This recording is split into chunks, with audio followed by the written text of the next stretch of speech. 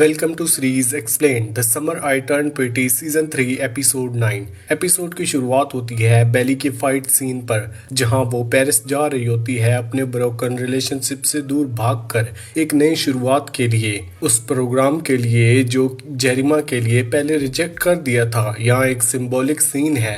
बेली plane में बैठी होती है और कुछ रोज आगे कॉनरड भी होता है। दोनों एक ही फ्लाइट पर हैं। दोनों एक दूसरे की वजह से वेडिंग टूटने के बाद अपनी जिंदगी से भाग रहे हैं, लेकिन आयरनी ये कि उनके पता भी नहीं है कि वो एक ही जर्नी शेयर कर रहे हैं। कॉनरड को तब शौक लगता है जब उसके फादर का कॉल आता है और वो जानता है कि जेरिमा की शादी हुई ही नहीं। उसके फेस पर एक पल के लिए होप दिखती है, लेकिन फिर रियलिटी समझ आती है कि उसे नहीं पता बेली कहाँ है, ये उसे अब क्या चाहिए। कजिन्स में जेरिमा अपनी फीलिंग्स ड्राउन कर रही है। एक बार में जब कॉनरड उसके पास पहुंचता है, स्टीवन और टाइलर उसे रोक लेते हैं क्योंकि वो जानते हैं कि जेरिमा को इस वक्त कॉनरड की जरूरत बिल्कुल भी नहीं है। यहाँ एक इमोशनल सीन आता है जहाँ टाइलर कॉनरड से सीधी बात करती है। टाइलर उसे ब्लेम नहीं करती, लेकिन क्लियर कर देती है कि बेली और जेरिमा दोनों ने गलतियां की हैं और कभी कभी प्यार ही काफी नहीं होता। ये एक थीम है जो पूरी सीरीज में घूमती रही है। जब कॉनरड बेली के बारे में पूछता है, उसे एक और चांस चाहिए होता है बात करने के लिए। टाइलर सॉफ्टली लेकिन फिरमली कहती है कि बेली के बीच हाउस में नहीं है, वो कहीं और गई है अपने लिए स्पेस लेने, अपने आप को समझने के लिए। फिशर ब्रदर के बगैर फाइनल का इमोशनल वेट ज्यादा बेली के कैरेक्टर पे है, और लोला टोंग ने बेली के दिल टूटने, कन्फेशन और सेल्फ डिस्कवरी का मिस परफेक्टली पोर्ट्रे किया है। बेली के करेक्टर में डिटर्मिनेशन और वल्नरेबिलिटी दोनों क्लियरली दिखते हैं। जब वो पेरिस पहुंचती है, उसके फेस पर फ्रेश स्टार्ट एक्साइटमेंट होती है, लेकिन अंदर ही अंदर वो जेरिमा को खोने का दुख फील कर रही होती है। ये भी दिखाया जाता है, एक तरफ रोमांटिक पेरिस बैकड्रॉप और दूसरी तरफ बेली का ब्रोकन हार्ट। मैसेज ये है कि दुनिया की सबसे ब्यूटीफुल जगह भी एक रात में दिल का दर्द को हील नहीं कर सकती, लेकिन बेली का पेरिस ड्रीम जल्दी ही नाइटमेयर बन जाता है। कॉलनरी एकेडमी पहुंचकर उसे पता चलता है कि उसकी सीट किसी और को दे दी गई है। एक क्लियरिकल मिस्टेक की वजह से उसका नाम आउटलिस्टेड हो गया है। ये सिचुएशन और भी क्रूअल लगती है क्योंकि बेली पहले ही सब कुछ लॉस होकर चुकी थी। उसके चेहरे पर वो डिवास्टेटिंग क्लियरली दिखता है। जो चीज उसने पहले प्यार के लिए छोड़ दी, अब वो रियलिज्म करना चाहती थी, वो भी चली गई। उस पल बेली के पास सच में कुछ भी नहीं बचता, ना फियांसे, ना फ्यूचर प्लान, ना सेफ जगह। इस सब के बीच एक पावरफुल सीन आता है। बेली पेरिस एक छोटे से होटल रूम से अपना माँ को कॉल करती है। यहाँ वो फाइनली टूट जाती है और अपना पूरा दर्द निकाल देती है। जैकी चैंग एक्टिंग ब्रिलियंट है। वो अपनी बेटी की तकलीफ दूर से सुन रही होती है, उसे फिजिकली हग कर सकती है, लेकिन एक स्ट्रॉन्ग मैटरनल प्रेशर देती है जो बेली डिस्पायरेटली चाहती थी। बेली कहते हुए रो देती है। ये लाइन दिल को टच करती है क्योंकि उसकी आइडेंटिटी हमेशा फिशर ब्रदर से उसके साथ जुड़ी हुई थी। पहले कॉनरड और फिर जेरिमा, अब दोनों रिलेशनशिप्स खत्म हो गए हैं, तो बेली को खुद का असली सेफ समझना होगा। दूसरी तरफ कजिन्स में हम देखते हैं नॉन वेडिंग के बाद का फॉल आउट। टाइलर और स्टीवन रिस्पॉन्सिबिलिटी लेते हैं जेरिमा को संभालने की। वो उसे बीच हाउस वापस ले जाते हैं, उसकी गिरफ्त में उसके साथ होते हैं और इंश्योर करते हैं कि वो कोई इम्पल्सिव गलती ना करे।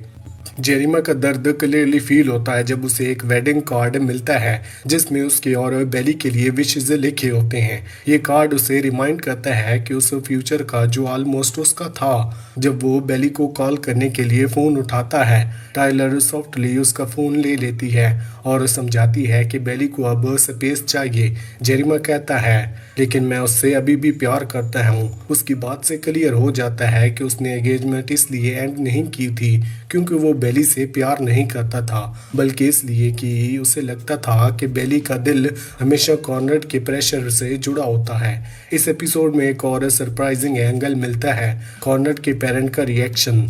स्टोरी ऐसी ही बिल्ड होती है जैसे एक टिपिकल रोमांस एंडिंग आने वाली हो।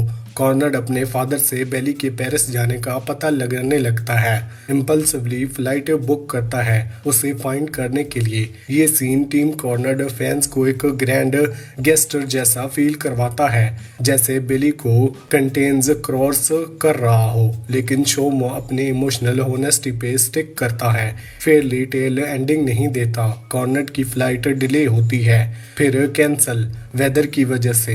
ये मोटाफोरिकल रिमाइंडर है, कभी कभी यूनिवर्स भी हमें चाहे उनके अगेंस्ट खड़ा हो जाता है। सबसे पावरफुल रियूनियन एक्चुअली बिली और टाइलर के बीच होता है। जब टाइलर को पता चलता है कि बेली का कॉलोनी स्कूल सेट चला गया है, वो तुरंत पेरिस चली जाती है। पहले जो हर्ष वर्ड्स दोनों के बीच एक्सचेंज हुए थे वेडिंग के वक्त, उसके बाद उनकी रिकॉन्सिलेशंस एक स्ट्रॉन्ग मैसेज देती है कि सबसे डिस्टर्बेबल रिलेशनशिप हमेशा रोमांटिक नहीं होते, कभी कभी दोस्ती ही सबसे स्ट्रॉन्ग बॉन्ड होती है। टाइलर जब बेली के होटल रूम में चॉकलेट्स और अनकंडीशनल सपोर्ट के साथ पहुंचती है, ये क्लियर होता है कि ट्रू फ्रेंडशिप सबसे टफ स्टॉर्म्स में भी हैंडल कर लेती है।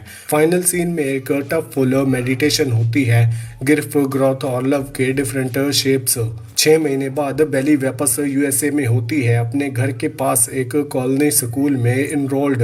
वो अभी तक पूरी तरह से हील नहीं हुई। कभी कभी कॉर्नर या जेरिमा की याद उसके चेहरे पर दर्द ले आती है, लेकिन वो धीरे धीरे अपनी आगे की जिंदगी जी रही है। वो फिर से कुकिंग कर रही है, अपने पैशन के साथ रिकनेक्ट हो रही है। बेली अब अपने पैशन से रिकनेक्ट कर रही होती है, बिना किसी रिलेशनशिप के इन्फ्लुएंस के।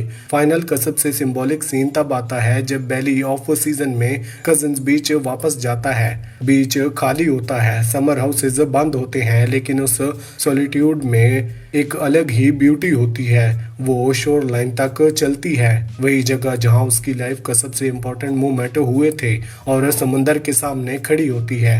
कैमरा जूम आउट होता है, दिखाया जाता है कि बेली का छोटा सा फिगर समुंदर और आसमान की वाइटनेस के सामने। ये एक विजुअल रिमाइंडर है कि हमारे सबसे बड़े पर्सनल ड्रीम्स भी दुनिया की बड़ी पिक्चर में बस छोटी सी चीजें होते हैं। जैसे ही लगता है कि एपिसोड बेली के सॉलिट्यूड वाले पीस के साथ खत्म होगा, दूर से एक फिगर अप्रोच करता है। कॉर्नर वो भी उस बीच पर आया होता है जहां उसकी स्टोरी शुरू हुई थी। दोनों की आइज मिलती हैं, दोनों हेजिटेट करते हैं क्योंकि उन्होंने एक दूसरे को बहुत हर्ट किया है और हर्ट भी हुए हैं। लेकिन बेली एक स्टेप आगे बढ़ती है और कॉर्नर वही करता है। वो दोनों एक दूसरे की तरफ दौड़ कर नहीं जाते, ना कोई फिल्मी हग होता है, लेकिन इमेजिनेशन क्लियर है। इनकी स्टोरी अभी खत्म नहीं हुई। जब फाइनली वो फेस टू फेस खड़े होते हैं, कॉर्नर कहता है कि मैं अब रेडी हूँ। उसने कहा था सिर्फ लव ही काफ़ी नहीं होता, उसे टाइम, स्पेस और ग्रोथ भी चाहिए। बेली सॉफ्टली रिप्लाई करती है आई एम बीन ग्रोइंग, और इसी के साथ एपिसोड यहीं पर एंड होता है। आपको कौन सी मूवी या फिर वेब सीरीज का एक्सप्लेनेशन चाहिए, हमें कमेंट सेक्शन में ज़रूर बताना। वीडियो अच्छी लगी तो वीडियो को लाइक करके चैनल को सब्सक्राइब लाजमी करना। Thanks for watching.